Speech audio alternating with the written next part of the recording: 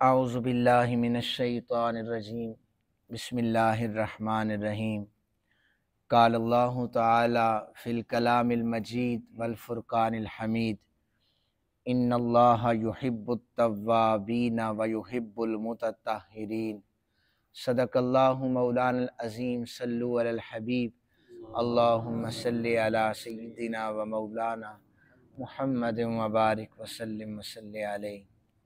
गुफ्तगू का उन्वान तहारत व पाकीज़गी के हवाले से है।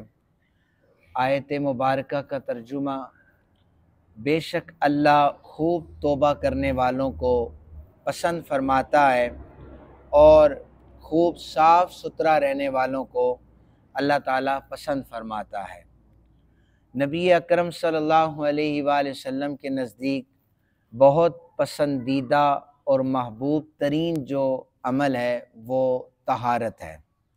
हदीस पाक में फ़रमाया गया कि तहारत ईमान का निस्फ़ है, और फिर चूँकि तहारत ये नजासत की ज़िद है, इस्लाम ने जिस तरह तहारत को अपनाने की तरगीब दी है, इसी तरह नजासत से बचने की तलकीन भी की है। फरमाया कि कब्र में सबसे पहले तुमसे तहारत के हवाले से भी सवाल किया जाएगा। इस हवाले से हदीस मुबारका मौजूद है। फरमाया कि पेशाब के छींटों से बचो, बेशक कब्र में बंदे से सबसे पहले इस हवाले से सवाल किया जाएगा। इस्लाम को अगर किसी एक लफ्ज़ में बयान करना चाहें तो वो तहारत है। नबी अकरम सल्लल्लाहु अलैहि वसल्लम को बेसत के बाद जो पहले अहकामात मिले, जिनका मकसद अगले मिशन की तैयारी और उसके लिए मजबूत बुनियादें फराहम करना था, उनमें तहारत भी मौजूद थी। और जो इब्तदाई आयात कुरान हकीम की नाजिल हुई, उनमें भी अगर आप देखें वसियाबका फतहिर, कि अपने कपड़ों को पाक रखो, ये जो वही का इब्तदान जो नुज़ूल हुआ था, उनमें ये सूरह मुद्दस्सिर का भी नुज़ूल हुआ, तो उसमें कपड़ों को पाक साफ रखने का कहा गया। वर्रुज्जा फहजुर, फरमाया पलीदी को छोड़ दो। कुरान हकीम ने भी, अहादीस रसूल पाक सल्लल्लाहु अलैहि वसल्लम ने भी तहारत पर बहुत ज़्यादा ज़ोर दिया। अगर इंसान की तहारत कामिल नहीं है तो याद रखें कि उसकी इबादत कामिल नहीं है।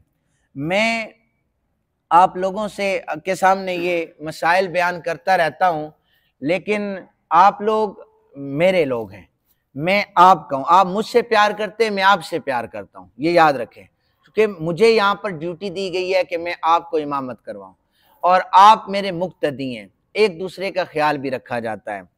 मैं आज भी सोच रहा था कि ये हमारे दर्स का मकसद क्या है। आप में से अगर कोई पढ़ा लिखा, सारे पढ़े लिखे, सियाना, मेरा खैर खा, हम सब का खैर खा, कोई मुझे बता सकता है कि इन दुरूस का मकसद क्या होता है कि हम अपनी ज़िंदगी को संवारें, क्या करें, ज़िंदगी को संवारें, ऐसा ही मकसद है। 6 साल से हमारा रेगुलरिटी से ये दरस हदीस जारी है, 6 साल से। इसका एक, हालांकि आप मस्जिदें खंगालें, आपको 100 में से 5% मिलेंगी डेली जहां पर दर्स होता है। डेली का किसी जगह पर डेली बुनियादों पर दर्स नहीं होता, वो हफ्ते में दर्स होता है, फिर या महाना दर्स होता है। हम डेली रसूल पाक सल्लल्लाहु अलैहि वसल्लम की हदीस आपके सामने बयान करते हैं। किताबें खरीदना, सारी चीज अपनी जगह पर। मुझे जो आज आप लोगों से गिला है और इंतहाई में दिल बर्दाश्ता हूं, वो मैं जुमे पे करना चाह रहा था, लेकिन मैंने जुमे पे देखा है कि पब्लिक बाहर से आती है, लेकिन मेरा गिला मेरे अपने सेक्टर से है। एतकाफ के हवाले से मुझे ये कहा गया कि शाह साहब आप एतकाफ के फजाइल बयान करें, मैंने जुमे पर बयान कर दिए। ये हमारी बदनसीबी है कि हमारे सेक्टर में से कोई एक बंदा भी एतकाफ नहीं बैठा। उठकर बताएं ना मुझे कोई बंदा कि मैं गलत हूं या सही हूं, मुझे बताएं आप लोग। फिर कहते हैं तकरीर मेरी बड़ी सख्त होती है, पता नहीं डांटते रहते हैं। एक बंदा भी अल्लाह के घर के लिए अपना वक्त नहीं दे सका। आपके सेक्टर में I-10 2 में एक बंदा भी अल्लाह के लिए टाइम नहीं निकाल सका। पता नहीं अल्लाह हमारी तरफ तवज्जो नहीं करता, रिस्क में बरकतें नहीं है।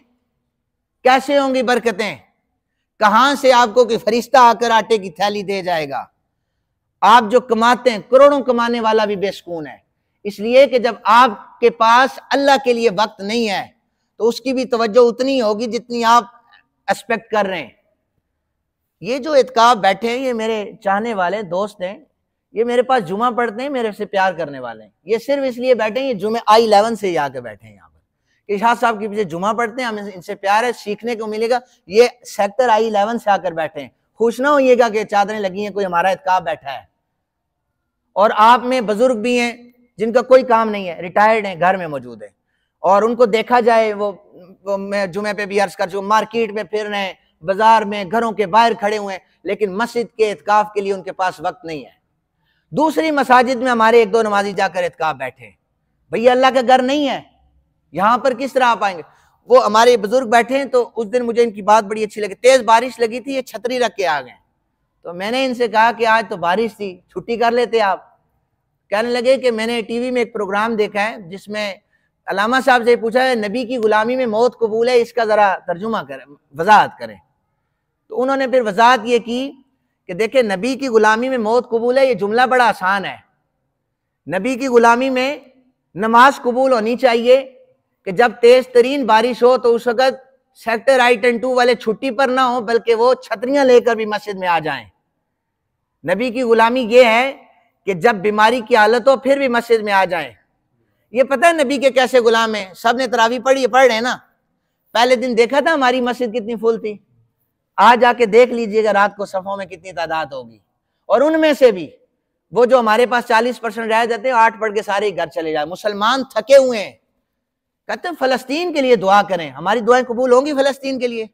अक्सर मैं दुआ करता हूं ना, या अल्लाह दुनिया में जहां के मुसलमान परेशान हैं उनकी परेशानियां दूर हो जाए। फिर भी मुझे बंदा आ जाएगा, फलस्तीन से दुआ मंगो ना, ये रो फलस्तीन से, हमारी दुआएं कबूल होंगी। इबादत का हमारा मयार आप देख रहे हैं किस, अगर हमारे पास अल्लाह के लिए टाइम नहीं है तो अपने आप पर गौर व फिक्र करें आप लोग।